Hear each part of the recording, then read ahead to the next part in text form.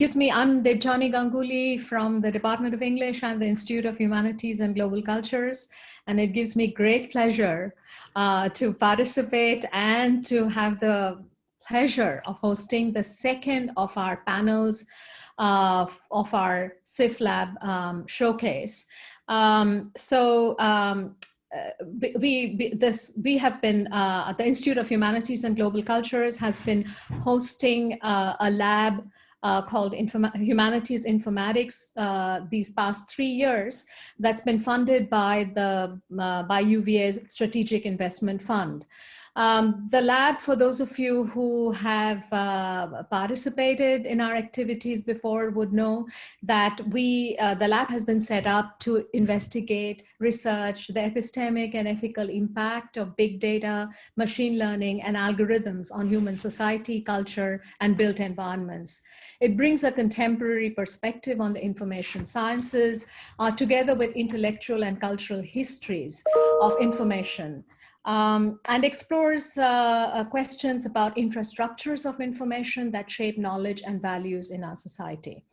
The lab hosts an interdisciplinary team of media scholars, sociologists, philosophers, computer scientists, data scientists, literary theorists, legal scholars, economists, ethicists, and historians of science and technology. And of course, students are an integral part of the lab, and we have funded several course development grants and research projects over these 3 years.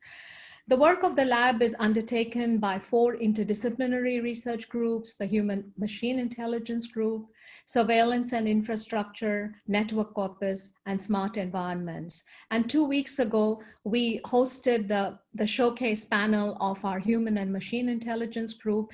And this afternoon, we will showcase the work that our Surveillance and Infrastructure Research Group has been doing these past 3 years. Our age is famously called the Age of Surveillance Capitalism, a new logic of accumulation centered around the commodification of personal data gathered by large tech companies for profit and shared with both state and non-state bodies to manage and control populations. The data can range from our social media posts to biometric information and CCTV cameras in public spaces to many, many other sources. So the Surveillance and Infrastructure Research Group in this lab is led by Professor Camilla Fojas and Professor Natasha Heller. And this group explores the convergence of surveillance and sociotechnical infrastructures, particularly in the technologies, techniques, and networks used for gathering information about differentiated populations. Our speakers this afternoon are Ellsasor, Camilla Fojas, and Natasha Heller. So without much ado, I have great pleasure in inviting our first speaker, Ellsasor, who is the Associate Professor of Media Studies, and her talk is titled Personal Alarms, Intimacy and Oversight in the Name of Safety. I have to unmute myself. Thank you, Debjani. I'm presenting a segment of a larger work today, so this is a little bit more decontextualized than I might like, but that's what I have time for with 2 kids at home in a pandemic. So I'm going to start my screen share here. My slides are pretty much entirely visual. So if you are following along, there's nothing to read, but hopefully some examples to keep you engaged. Here we go. All right. As David Lyon has argued, many forms of surveillance practice can be justified in terms of health and safety. And recent years have seen rapid growth of what I'm calling safety surveillance features, from the Apple Watch to campus safety apps, location tracking services, family sharing services such as Life 360, which is seen here, and personal safety alarms. These are opt-in services, often for-profit or what we might term luxury surveillance devices, explicitly justified in terms of health and safety. They involve ongoing passive surveillance punctuated by alarms or other activations should an emergency or anomaly be detected. Safety surveillance is intensely social and affective. It is often entered into collectively with the intent of mutual care. Nonetheless, power dynamics of the family or community color safety surveillance, as some individuals routinely become targets of ostensibly benign surveillance, and others take on a surveilling role in concert with the technology. In this regard, safety surveillance provides an excellent illustration of the ambiguity of surveillance, in which care and control are always in tension. The rhetoric of care is often used to not only initiate but justify safety surveillance, normalizing the ongoing monitoring of activities, conditions, or locations. In this way, safety surveillance is reminiscent of what media scholar Tama Lever has called intimate surveillance, which he defines as the purposeful and routinely well-intentioned surveillance of young people by parents, guardians, friends, and so forth. Lever argues that intimate surveillance is increasingly treated as a mark of good parenting. However, we should remember that safety surveillance, like intimate surveillance, is not only undertaken by parents. It is also at work when a woman sets herself to be the person alerted by her elderly parents' smart home technologies in case of an accident, or when a university asks its students to complete daily COVID surveys. What differentiates safety surveillance from many other forms of surveillance, particularly security theater, is its lack of clear authority. This is not state or police surveillance, but neither is it lateral social surveillance. Safety surveillance, in fact, most commonly replicates and retrenches power dynamics of the home, the family, or the community in question. On one hand, it is justified as being in the best interest of the person being surveyed, even as it potentially disempowers them. On the other, it is presented as sharing or otherwise egalitarian, even as it establishes the ability and thus authority of the watching party to determine what is or is not a situation of safety or emergency. This makes it a particularly insidious form of surveillance, easily converted to manipulation or domestic violence, as in examples of literal gaslighting via smart home technologies. This, however, is not an entirely new phenomenon. Elderly and disabled people have long been targets of safety surveillance apparatuses, often enacted by adult children or intimate caregivers for the patient's own good. Today, I look briefly at a history of personal alarms, personal emergency response systems, to trace a prehistory of safety surveillance in order to recognize and challenge the persistent discourses that figure safety surveillance technologies as replacements for proximity, care, independence, and responsibility in familial relationships. Turning to the Personal Emergency Response System, or the PERS. The invention of the PERS is usually attributed to Andrew Dibner, a former professor of psychology at Boston University and the founder of Lifeline Systems. Here we go. In 1977, Dibner and Lifeline received a patent that encompassed the full infrastructure that would become foundational to PERS systems. From the patent, quote, "A PERS has three components: a small radio transmitter, a help button to be worn or carried by the user, a console connected to the user's telephone, and an emergency response center that monitors calls." The 1977 patent introduced the design as a closed-loop system for monitoring the condition of a person in a residence. That system is illustrated here. It includes the transmitter unit, the local telephone handset and hardware, the public infrastructure of the telephone lines, the monitoring station with a transceiver and a staff member receiving messages, an ambulance being dispatched, and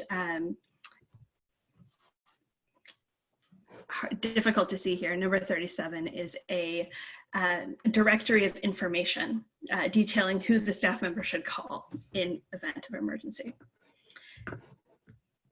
The patent illustration lists this information directory as a source for finding the information to contact neighbors, relatives, friends, representatives of housing projects, social agencies, churches, police, or fire departments who had previously indicated their availability to proceed to the residence. It's notable that this description links professional and social response and thus surveillance. The watchful technology could inform a potentially broad group of people who were more or less equipped to provide necessary aid, but who were all empowered to take action in case of emergency. This invention then is not so much a designed artifact as it is a designed infrastructure. As a material network of connections and standards that supports routinized activities, infrastructure is neither natural nor neutral, but must be learned and put into practice by a range of stakeholders and institutions. This is a map of one such infrastructure layered atop that of the telephone network, and the human components are necessary to the completion of its circuit. Monitoring center employees enact procedures, and responders make contact with the purse user or those enabled to act on their behalf. Thus, thinking about how the connections of social and familial relationships shaped the purse is important to understanding how it became a more or less taken for granted component of aging in the United States in the late 20th century. Advocates of purse technologies regularly invoked the idea of independence and the idea of living independently without fear as benefits of their safety surveillance. This was achieved, however, through a forced intimacy and dependence on the interface. A 1985 patent held by Lifeline Systems established a radio transmitting device, quote, which can be worn on the wrist or suspended from a neck chain to provide immediate access in the event of an emergency without interfering with the normal day-to-day activities of the wearer. There we are. One of the most common points of failure for the purse was then when someone forgot or chose not to wear or carry their transmitter. Its efficacy was premised on its mobility and omnipresence. Perfect usage of this system required users to adhere to forms of usage, dress, and activities that enabled this connection. Such behavioral incentives move past straightforward surveillance to installation of bodily discipline. It's not difficult to imagine reasons from privacy to fashion, sex, or athletic activities that users might want to remove the device.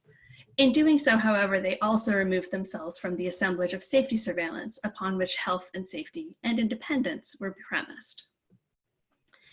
The promise of independence and reality of device dependence is a paradox clarified by looking to the primary marketing for many fall detection systems and purse technologies.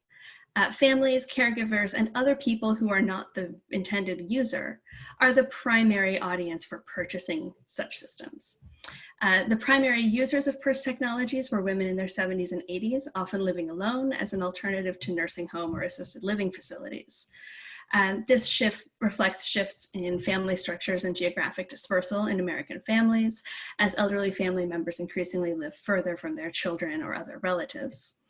In such a context, the live-on helper becomes an alternative to local care and attention, notifications taking the place of visits. For many, these technologies were understood to be proxies for live-in servants, medical personnel, or family who would have regularly attended to the well-being of aged or disabled people. Often, purse companies directly attempted to advertise themselves to adult children or caretakers as a kind of benevolent care. In 1990, Lee Norgaard of the AARP stated, quote, "These systems give confidence to older people and confidence to their middle-aged children." More recently, a popular press article about purse technologies quoted the CEO of the National Association of Area Agencies on Aging as saying that a lot of inquiries come from caregivers asking what would happen to mom or dad if they fell. These devices provide a sense of relief for them. The confidence and relief invoked in such statements are meant to reassure adult children that a purse could ease their feelings of worry or unease technologically. The agency and preferences of the people intended to wear such devices are largely left out. In such statements, the power dynamics of safety surveillance are laid bare. The agential relationship to the technology is held by people other than its primary user. The choices about what to buy, what features matter, and the degree of independence allowed remain with people who are figured as healthy, competent, and relatively young. While the purse is obviously a historical example, its easy conflation of care and surveillance in the interest of safety has not disappeared. Instead, safety surveillance systems and their power dynamics have only expanded. Far from outdated, historical purse systems established a context in which technologies could appear as replacements for caregiving, and in which elderly or disabled adults could be treated as in need of constant surveillance for their own good. And I will figure out where my windows are and stop the share. There we go. Thank you. Thank you, Liz. So we will take questions for about 5 minutes before turning to the next speaker. And please raise your hand if you have a question. and I'll just call out your name.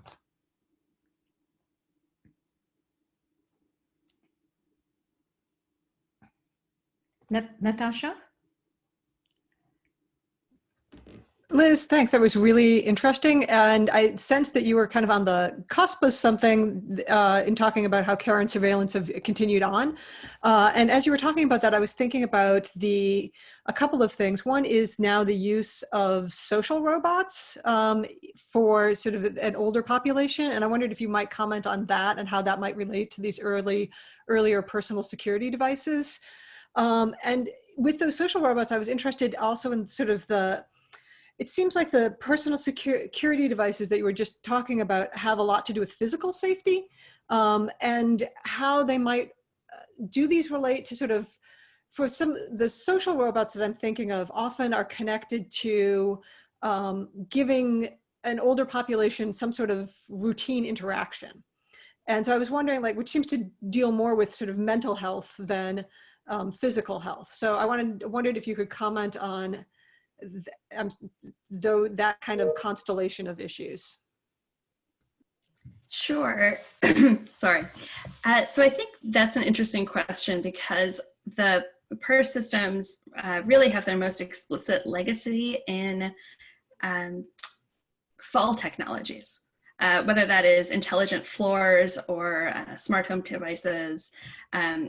Apple technologies now have fall detection. They were very much set up to be about physical security in that way.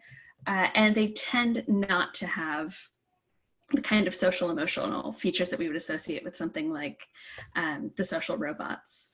One thing that we have seen, I think, and you're getting to as well, is the perhaps inevitable outcome of a society that constantly devalues care work in the form of nursing home attendants, childcare workers, et cetera. We're starting to see that care work pushed off into technological offerings, whether that is robots or chat robots, things that attempt to provide some of that care. And one of the challenges I see there is that we tend to act as if physical well-being and social well-being are distinct, and they're often very closely linked. The elements of proximity and touch that go into care work are not really adequately replaced by most kind of technological fixes. And similarly, the kinds of notifications that you would get from this sort of PERS system or similar security notifications are extraordinarily non-informative. They tend to say an event has occurred. They can't tell you what has happened. They can't give you the kind of context that would be meaningful. Often when I present this portion of this work, I get to show the life alert, I've fallen and I can't get up commercial. And one of the things that commercial does so evocatively is picture the event, right? Is give you a sense of the urgency and the embarrassment that happen in these moments. Whereas realistically, someone who had a life alert and whose companions were informed, they would just be told, you know, we've had a call from your mom's house, you should go check, which is not so helpful. So Alison, you have a question? Yeah, I thought this was really interesting and very persuasive to think that that these personal emergency response systems reinforce a kind of family hierarchy, retrenches certain kinds of power. Mm-hmm. I wonder if you could say more about the sort of bait and switch of who the actual customer is, because if the advertising is sort of suggesting this makes an elderly person very happy, when the real customer is actually potentially someone gathering data. Mm-hmm. You want to say more about that? You actually said it more or less, and I just would like to hear more about the kind of actual client. The product looks as if it's serving the actual victim of this in a way. Yeah, it's interesting because the justification, the rationale is all that this is going to protect someone. But often that person who is being ostensibly protected is not the person paying for the service. And so you see the same thing actually happening with Life 360, which is one of the reasons I included it. That is something that is almost always paid for, opted into by parents, and is then used to track teenage and young adult children. If reading the app reviews of Life 360 are amazing because they're full of essentially 19-year-olds saying that I can't figure out how to get off of my mother's Life 360 plan and I hate it. And so you end up with a system in which this ostensible goal to protect someone perceived as being somehow at risk is really about reassuring through surveillant power a different group of people who are willing to pay for that reassurance, who are willing to opt into, like you say, to the data collection because they are getting some kind of really affective reassurance from this device, whether or not it in fact protects their family members. And I do think that's debatable. Thank you, Liz. And if any of you have questions, we can hold, please hold those, and we'll have a little bit of time at the end of this panel. So I now invite our second speaker, Camilla Fojas, who is a co-leader of the Surveillance and Infrastructure Research Group and the chair and professor of media studies. Camilla will talk to us about drone futures. Welcome, Camilla. Thank you.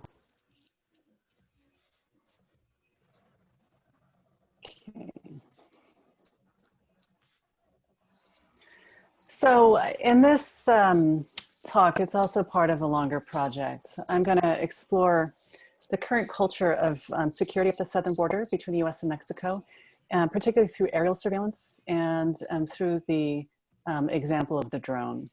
So I'm arguing that the Predator drone, fresh from wars in Iraq and Afghanistan, is the guiding symbol of the entire surveillance apparatus at the border.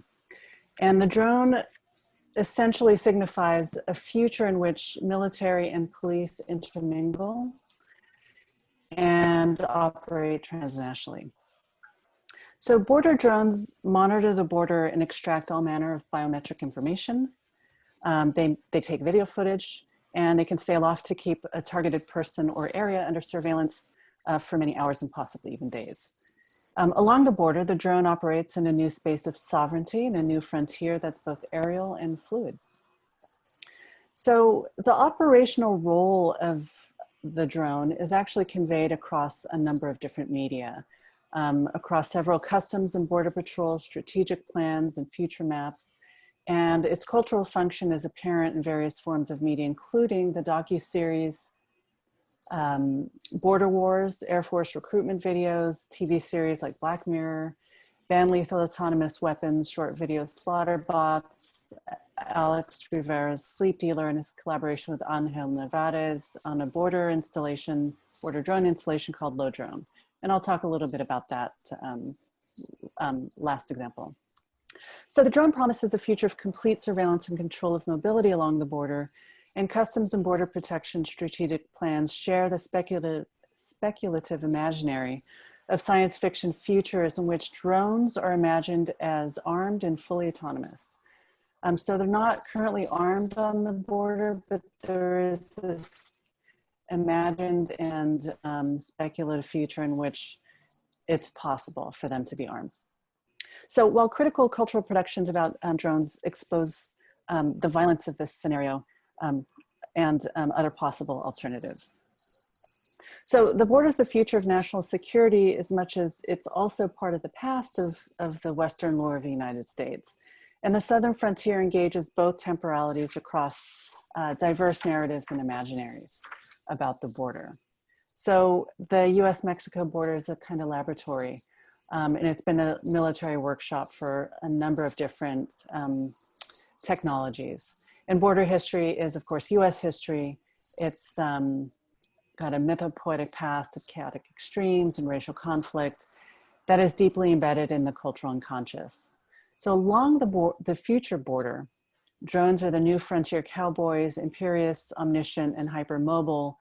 They, to borrow the language of US Customs and Border Patrol in their 2020 strategic plan, help to extend the zone of security and transcend the physical borders of the US. So paradoxically, they both enforce borders as they transgress and defy them. So the future of security is not blockades or barriers, not walls, but total surveillance and information awareness of an arbitrary control over mobility, along with the power to assert and recognize borders at will. Or as former Republican Senator Kay Bailey Hutchinson asserted when drones first took flight along the border in Texas in 2010,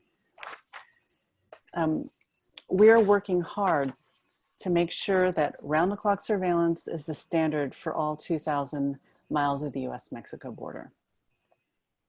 And Air Force officer David Deptula describes their strategic use as, quote, "The real advantage of unmanned aerial systems is that they allow you to project power without projecting vulnerability." So drones are actually part of, I'm sorry that this is a little fuzzy, but drones are part of this sort of sophisticated integration of surveillance technologies that includes watchtowers, helicopters, night vision scopes, radar, and a number of other technologies under development by a conglomerate of border security companies in the University of Arizona Science and Technology Park, or Tech Park. The US-Mexico border is a security laboratory for the rest of the US and the world that represents billions of dollars in corporate investment in government contracts. In the US, the use of drones expanded as part of overall border defense in the Secure Fence Act of 2006. And these policies shifted from apprehension to diversion and deterrence within the logic of preemption, from agents on the ground to mediated surveillance technologies, sensors and drones, and physical barriers. And the new strategy, officially described as prevention through deterrence, shuttles migrants away from urban areas into more dangerous terrain and exposes them to conditions that often result in death. So since these policies were initiated, migrant deaths have increased dramatically. So the 2020 Border Patrol Strategic Plan foregrounds preemptive principles. So following in the shift in security principles and priorities of the 2010 plan from migration control to risk management, this plan intends to maximize the use of information and intelligence to analyze risk, prioritize threats, and anticipate emerging trends.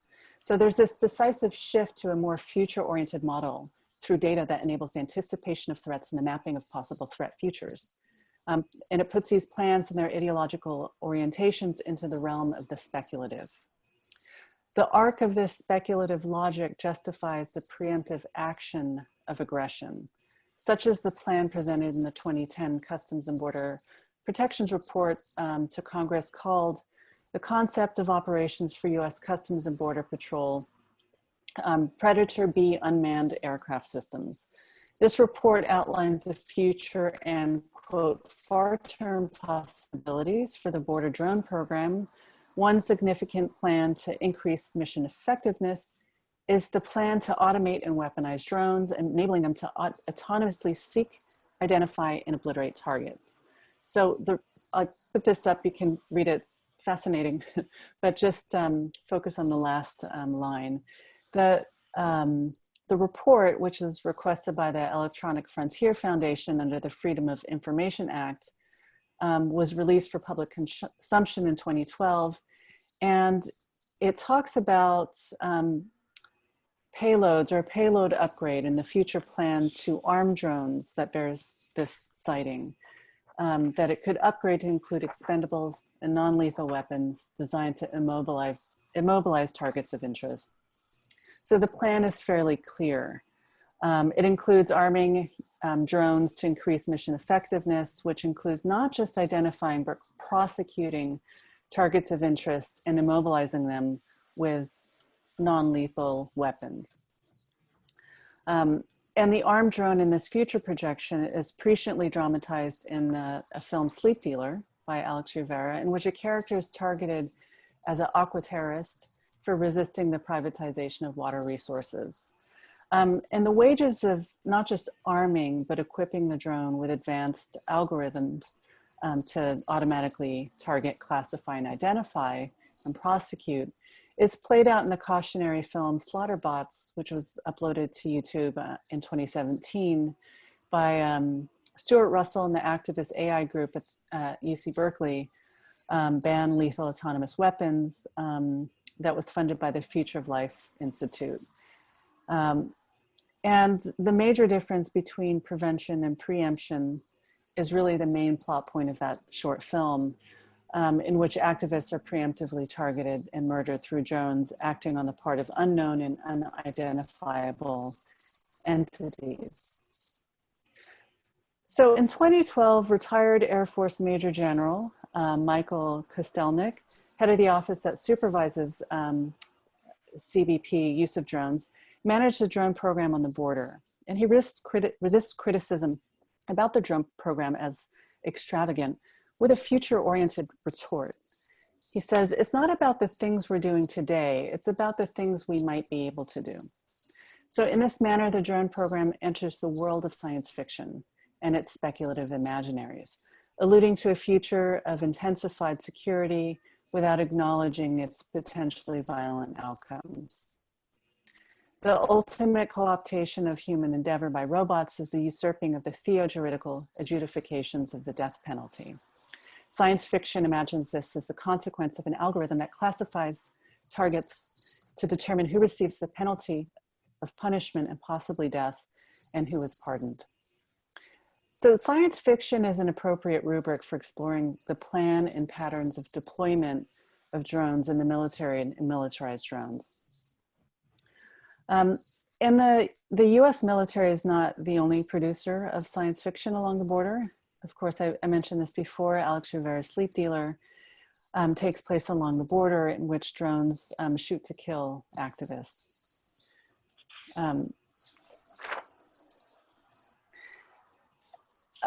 The same creative producer, Alex Rivera, in an interview with Steve Paulson on NPR, calls drones the, quote, meme of our time. He describes drones as the crystallization of transnational dynamics and their links their mobility to other forms of time and space compression and flexibility, like telepresence, telecommuting, Zoom conferences. And these metaphors are literalized in the subject of the undocumented migrant who is, quote, here physically, but not here legally. So he did this project called Low Drone with Angel Nevares, and they graphed the lowrider onto an icon of Chicano culture, onto the drone to create a fabulous and culturally specific intervention onto the border surveillance apparatus. In the installation of this project, these artistically rendered objects would fly near the border fence on the Mexican side and goad Border Patrol officers on the other side. So it's a kind of ostentatious and highly visible appearance. In this appearance, they defy their low profile and often undetectable drone kin. So to conclude, I just wanted to call attention to the way that the drone future imagined by Customs and Border Patrol is not a foregone conclusion. Critical drone media interrupts this possible future and exposes its violence and imagines transborder associations and movements that might forestall it entirely. Thank you. Thank you, Camilla. So you need to probably just stop your screen sharing. So Let's see. Oh.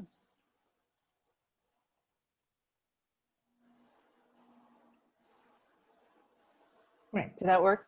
Yeah, it did. Okay. Thanks. That is terrific, Camilla. Lots to think about.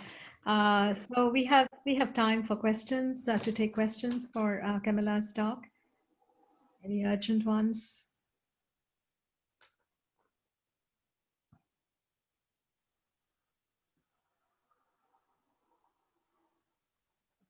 Okay, Camilla, let me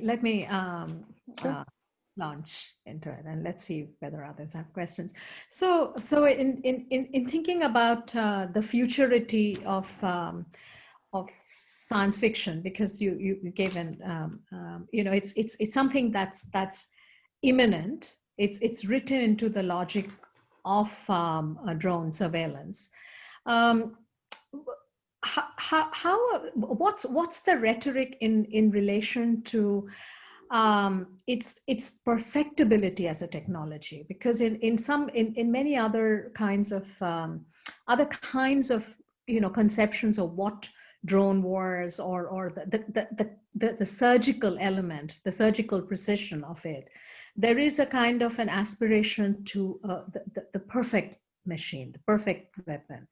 And so I just wondered if you have come across any of this rhetoric in thinking about that kind of a future. Yeah, I think that's a great question, because there is this idea of the surgical strike, but I think because they're not armed, and there has been effort to arm drones along the border, there hasn't been the same kind of discourse around the perfection of targeting. But what has happened is drones don't work, they're too expensive, and they don't counter the drones that are being used on the other side of the border to transport contraband. And so what the Border Patrol is doing is adapting to the circumstances created by traffickers and creating and deploying drones that are smaller, that are more efficient, easier to use, more economical. And so what you have is a dispersal of the drone program, as opposed to the investment in a single drone that can be perfected. And I think it's in that sense, it is perfecting it because it's adapting it to circumstances. Great, thanks. So I can see Jack hand up there, Jack, and then a few more. Yeah, great. Okay, I'll be really quick. Camilla, I really love that talk. I love the idea of the science fiction aspect and the speculative. And I was wondering about, I mean, there's the kind of logic it feels like, and I wonder if you could say more, it feels like it's not just a futurity or a speculative future, but it's also an always already. It's like what will always already have been the case. And that's kind of what justifies the idea of the drone. So that was my question. It's about the complicated sort of circle time. Yeah, and do you mean in terms of its use? In terms of the justifications for why it should exist in the first place as a technology, right? And that's sort of the arms race logic, the possibility of these threats that don't exist yet, but will maybe someday exist. And therefore that, that future sort of projection is also like an always already kind of situation. Yeah, no, that's a great comment. Thanks. Sarah Wells. Hey, sorry, I'm sitting with my back to the light, so you won't be able to see me. I'm wondering about the role of artificial intelligence with these drones.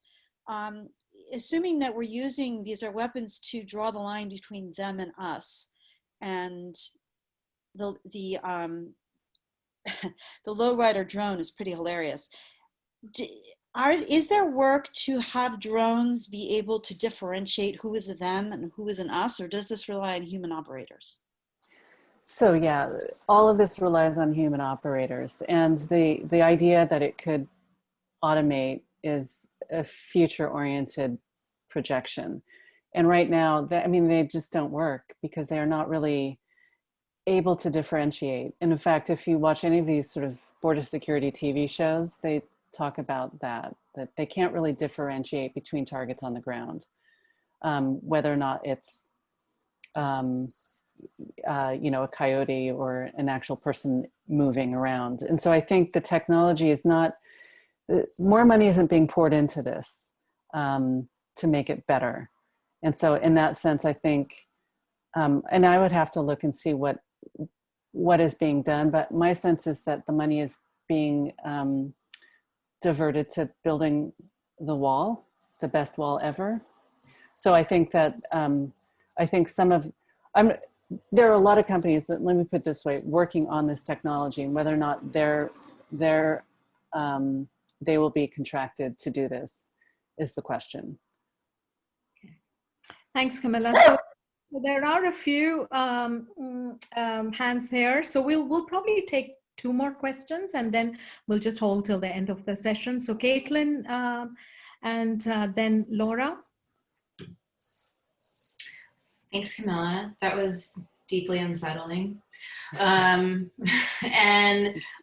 also thought-provoking. And I'm thinking about, you know, the low rider and artistic response. I also was thinking as you were talking about the messages in the sky above ICE detention centers. And so I'm wondering what your thoughts are on what does resistance to this kind of hyper surveillance drone world look like? And does the response have to in some way mirror that very like machine world, right? Or can some of these responses also be more embodied?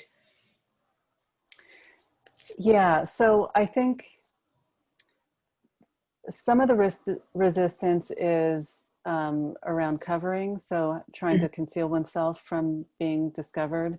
And some of the resistance is through different kinds of networks on the ground that are sort of embodied, but kind of that have to do with cell phone use. So for example, if you're traveling through the desert on your way to the border in Mexico, you do not use a cell phone because that can be used to track. But if you're in the United States, there's something called MigraCam or other cell phone apps where you can contact people and let people know if there's border patrol around or other networks that are being used through social media to avoid detection. So I think there's also, you note the resistance through artwork and things that are being projected. There's also a lot of artwork about defying the border. There's things like, there's an artist and architect that put a seesaw on both sides of the border. Yeah. Or people using the wall and doing different kinds of things that express transnational cooperation. So I think the resistance is multiple and takes many, many different forms. But thank you for that question. Thanks. So Laura, you had a question? Yeah, and I thank you to Allison. I just realized that I do have the raised hand function. I just didn't know how to find it. I'm just wondering, I have a similar question to Emily. I really liked this talk and it was very unsettling. But I was wondering if you could say, we could return to the human element a little bit, just because I was really interested in this horizon of drones that can immobilize, because part of the debate around the border is around this question of due process and justice and like determining when someone has a legitimate versus an illegitimate like reason to be trying to cross the border. And the weird tautology of that at all, like what constitutes a legitimate reason. But I'm wondering if operationally, if there's just any discussion about the ways that having no human intervention on the US side to immobilize someone completely forecloses the possibility of due process. You already have someone who's been immobilized who theoretically in a court of law might be found to have a legitimate request. Like it's injuring, it seems to be circumventing all those processes in a way that is very dystopian in a scientific realm. Like it seems like science fiction always anticipates. Yeah, so I'm kind of looking into all of the legal processes around this, because there was some attempt to move something through Congress that would allow people to arm drones to target traffickers with this idea that there's a violation of international law. And thus it's a kind of the use of maybe war power, but also the border is there's a 100-mile constitution-free zone along the border where due process is to some degree lifted in terms of the lifting of the Fourth Amendment, the right to, that they can question and search at will within 100 miles of the border. So there are a lot of these kind of foggy questions around legal structures, and those are being lifted even more because of the current administration and the kinds of ways that they get around this is incredible. But it's something I'm trying to explore a lot more, to see all of the different ways that they they're thinking about arming drones, and what has happened, what has the debate been in Congress? But thank you for that question. Thanks, Camilla. Emily, just hold your question and I'll come back to you at the end of the session. Okay, so we'll move to our third speaker, Natasha Heller. Natasha is a co-leader of the Surveillance and Infrastructure Research Group and associate professor of religious studies. So Natasha's going to talk is titled Face Masks and Mass Surveillance. Welcome, Natasha.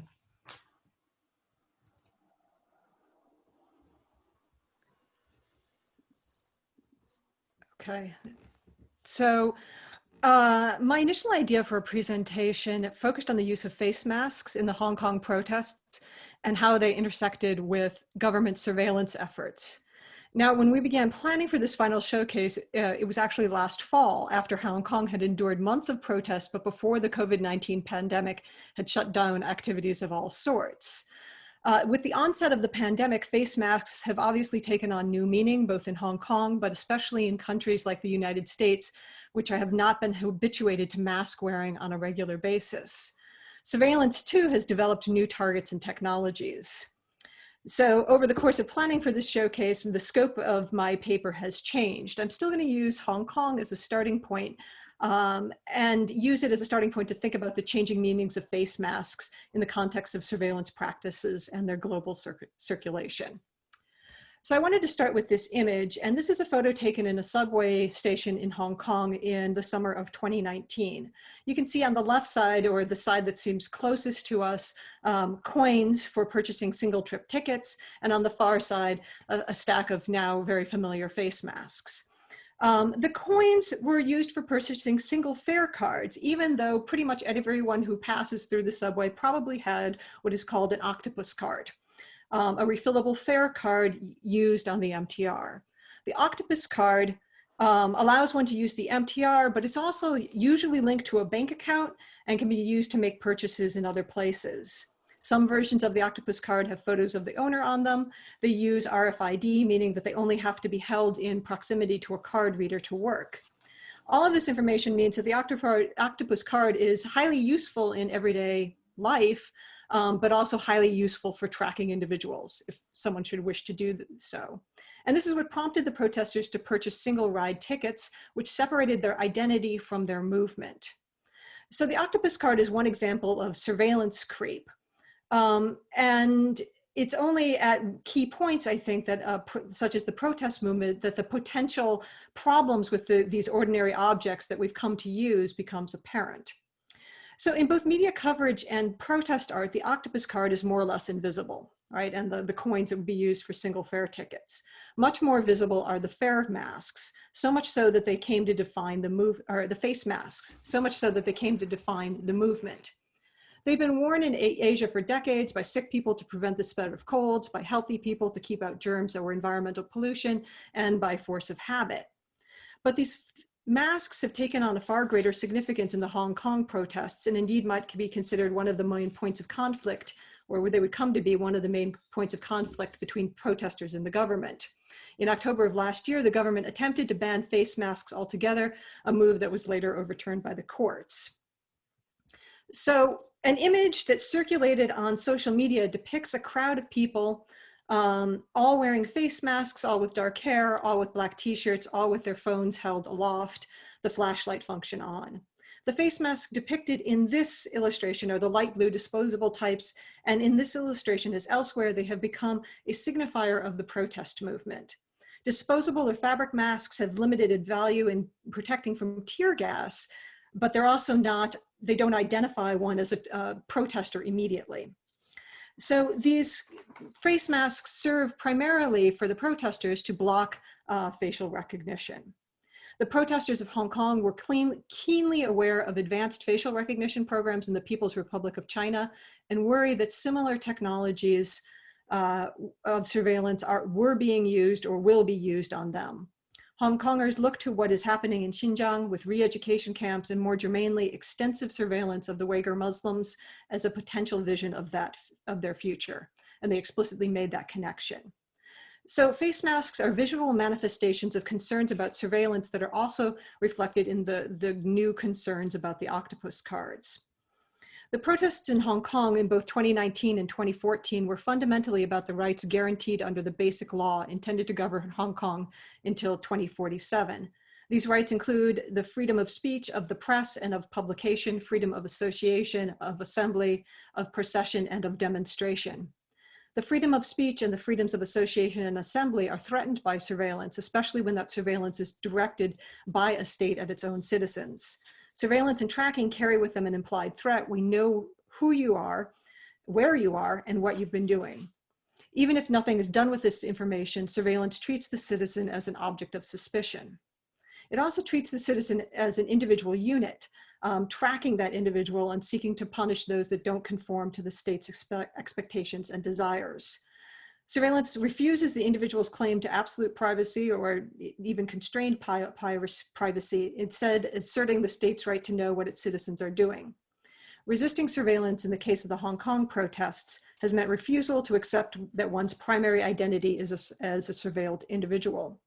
Rather, as you can see in this image, it is part of a collective, and that collective identity is more important than the individual one. And so this has led to these creative responses that use masks in art, but also this notion of, the people or Hong Kongers. It has also led to this idea that it's a leaderless collective, that there was no head that could be cut off, so to speak.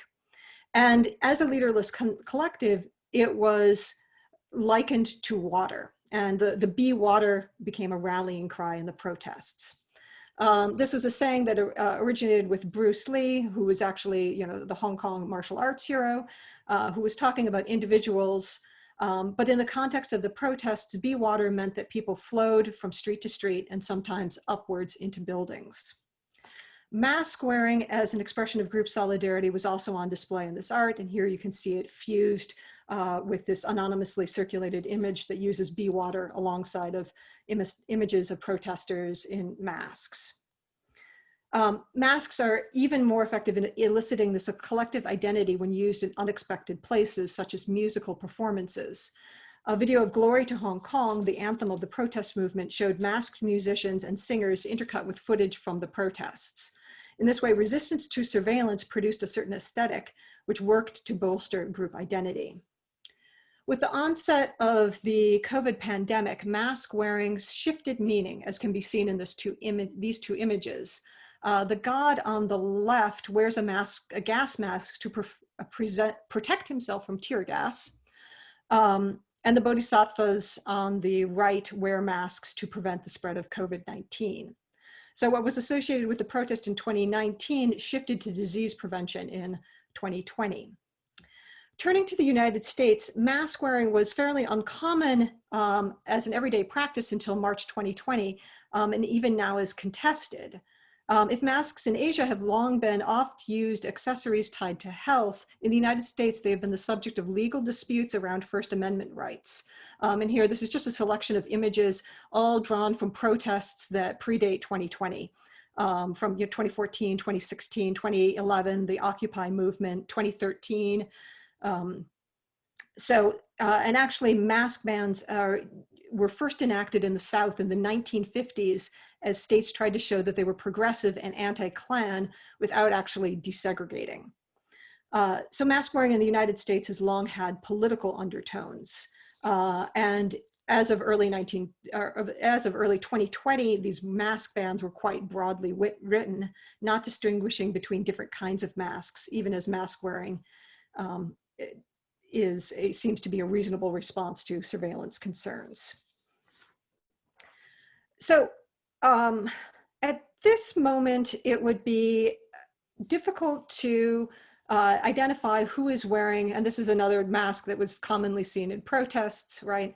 In sort of everyday life, it would be difficult to identify who is wearing a mask as wholly or partially a form of resistance to surveillance, yet this does not remove masks from surveillance development and discourse. As soon as mask wearing became widespread, companies that do business in facial recognition began tweaking their technology to identify people in face masks. This has had mixed results. As early as February, several Asian companies were reporting success. SenseTime, based in the People's Republic of China, added algorithms to recognize people wearing masks, but also those who were not wearing masks when they should be. This company also worked with a Korean subsidiary of LG to create door sensors that would recognize people in masks. Not all companies have been as successful, with the US National Institute of Standards and Technology reporting in August that facial recognition error rates uniformly went up in the algorithm submitted to them. Error rates ranged from 5% to 50%. As companies use new data sets that include masked faces, this error rate is certain to decrease. Facial recognition is seen as a desirable alternative to systems of entry at sports arenas and so forth that would require touch or human interaction, which are now seen as risky. Further, these types of surveillance can also be used to detect people who are not wearing masks, an application that Major League Baseball wants to see used in stadiums to detect fans who are not properly masked.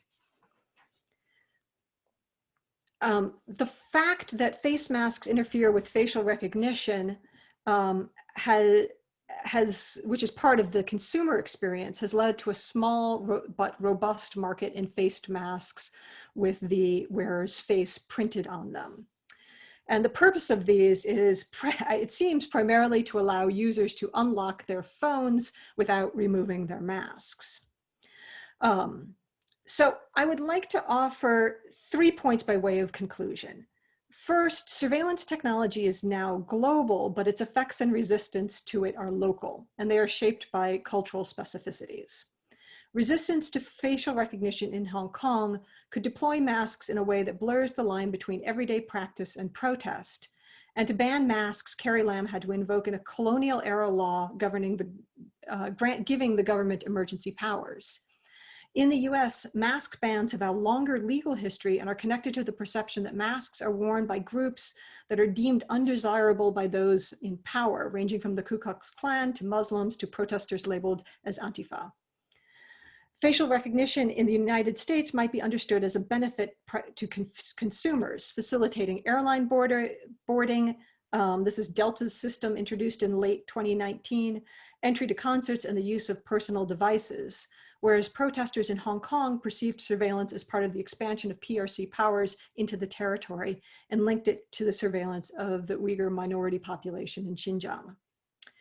Second, technological development is shaped by the data sets available. As soon as there were data sets containing large number of masked viewers, facial recognition algorithms could be trained on them. We should remain aware that these data sets may not be the result of a deliberative process, but of availability. That algorithms can now incorporate masked faces is also treated as an imperative to do so, and may ultimately remove one means of resisting surveillance. The most effective or the hardest to detect is the black mask that covers the nose and the lower part of the face. This brings me to my third point, which is that surveillance and resistance to surveillance exist in a back and forth relationship, a game with serious stakes as each side makes adjustments in response to moves by the other.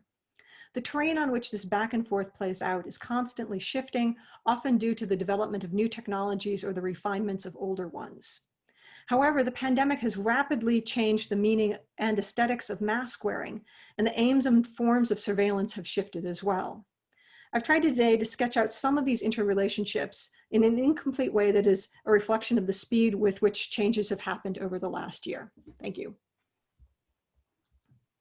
Thank you, Natasha. That was just fascinating. I'm sure our participants have questions for you. So let me see if I can see any hands here.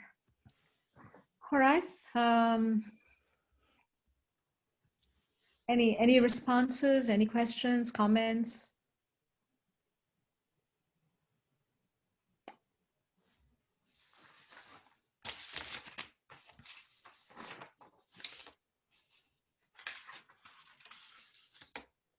Okay, Natasha, all right, Allison, I can see Allison's hand up there. Sorry, I hope everyone will forgive me for asking all three people to address this interesting mixture. No? Is that all right? Yeah. interesting mixture of disciplines that you're coming from to talk about a common ground of surveillance. But obviously, let's, Natasha first, just thinking, you know, the ethics, the world crisis in recognition, which is ought to be of profound value, and our identities being used as weapons against us, strikes me as just truly fascinating to be thinking about from the perspective of humanities, from the perspective of religious studies. Would you want to say more about what got you into this? Yeah, I mean, I had to cut out some parts. I mean, one of the things that I was interested in, and I'm working with a group of scholars who are concerned with how technology shapes how we interact with each other, and especially in that kind of, you know, the deep meaning of those kinds of interactions. And so what I was interested in with the Hong Kong is this kind of formation of communities, right? And the use of the mask and that kind of resistance of surveillance that fed into the sense that we are all, you know, we are one people, and that formation of that kind of collective. But of course, you know, this intersects with religious studies in a couple of different ways. In both, you know, the People's Republic of China and the United States, like you have surveillance and masks. In the case of Xinjiang, right, like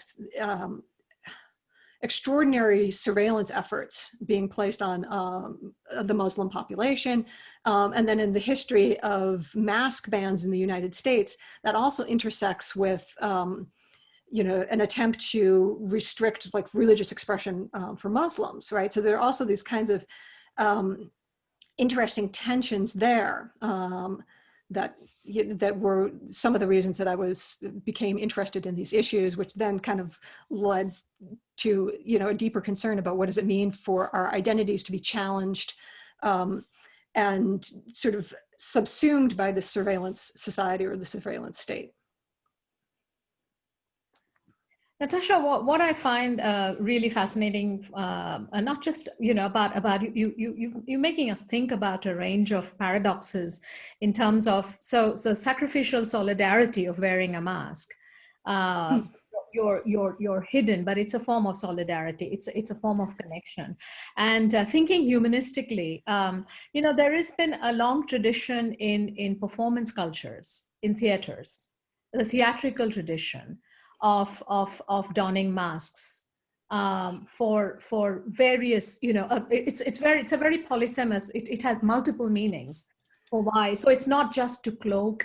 It's not a violation of one's personal identity, but in some senses, it's a multiplication of selves. Mm-hmm. It's your selves actually. You can take on various kinds of persona, and it is not necessarily a falsification of persona either. So I'm totally fascinated by the medical register, of course, then the protest register. That's how I read the protest register, for instance, before the pandemic, right? So there's the register of protests in Hong Kong is really taking on a really charged political kind of performance there. So I just wonder if you have thoughts about these multiple disciplinary connections to thinking about the whole process of masking, which is not just hiding, but it's actually coming into view in very socially interesting ways. Yeah. Yeah, and I think that, I mean, that's, you know, it's really clear in some of the, both, I think the European and the US protests, so the way in which masks are used in a way that is closer to theater. And then, yeah, and connecting this back to religion, right? Like masks and performances are a big part of Chinese religion, and, you know, these kinds of where people take on the forms of the gods through that kind of assumption of masks, right? So you're right there. I mean, there's just a tremendous range of kind of complex interrelated issues of taking on identities. Yeah, and just one thing I couldn't actually kind of get the connection, but I want to hear more about it. So were you making the point that when this facial recognition technology is applied to masked protesters or people or populations, that there's invariably the margin of error in any case in facial recognition technology has varied across many kinds of research. But did I hear you say that with masks, but the accuracy has gone up, or the margin of error has gone up? I just couldn't. If I misstated it, it should be the margin of error right now has gone up. Okay. So, but it's clear that they're trying, the more that you have data sets and the more that these images are circulating, like that they'll go down. And, to have a margin of error that increases by 5% is, I think, not actually a huge increase. And it's clear that in some cases, they are working pretty well. So that we should expect that companies are going to continue to work on these and improve their success rate. And Great. So are there any other questions? I'll turn to Emily, who didn't get a chance to ask her question to Camilla, if that's okay. So Emily, do you want to come in? Sure. So my question is for Camilla. My question is about resistance on a more macro level. I mean, it's highly disturbing that many of these descriptions in science fiction have come to fruition in some form or the other. And I know that from a legal standpoint, the ACLU has taken a stance against drones. Can you talk a little bit more about either through about their either the ACLU or just other legal challenges to drones and how that's playing out in policy, as well as resistance on a more macro level?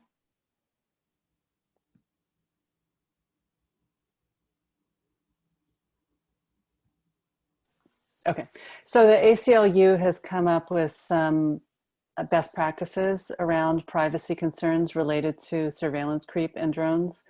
And I'm not sure what the outcome of that is, but they certainly have, and this has to do with drone use all over the US, not just along the border. So the drone use along the border has more of a military application. And it's those huge, incredibly expensive predators, at will along the border for hours. And I'm not sure if the ACLU, well, I know that in the report that I read, they weren't necessarily addressing border drones in particular. They're addressing the use of drones all over the US. But I'm not sure that there's a kind of collective resistance by any particular group along the border. But I'm gonna look into what there has been. There has been a lot of efforts, various kinds of efforts of people trying to draw attention to this. And the groups are too numerous to mention, and they don't kind of consolidate to a single whole. So the resistance is definitely there. The reality is that the drone use has gone down of its own because it's so expensive and because they've replaced it with other things. So the game, in a sense, keeps shifting and people have to adapt to it. But no, thank you for the question. Thanks, Emily and Camilla. So there's a question by Shane Lin to Natasha. Sorry, I also had my question is for all three. I'm sorry to jump the gun.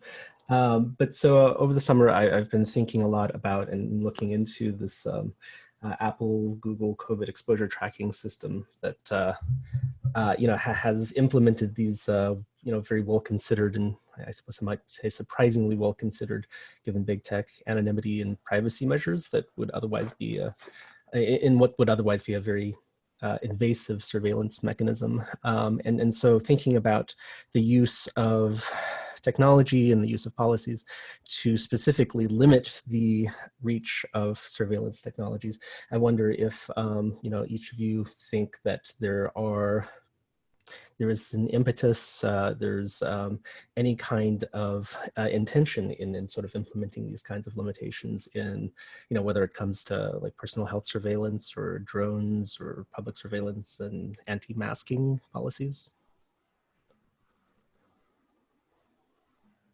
So it's a question to all three of you. So any of you can.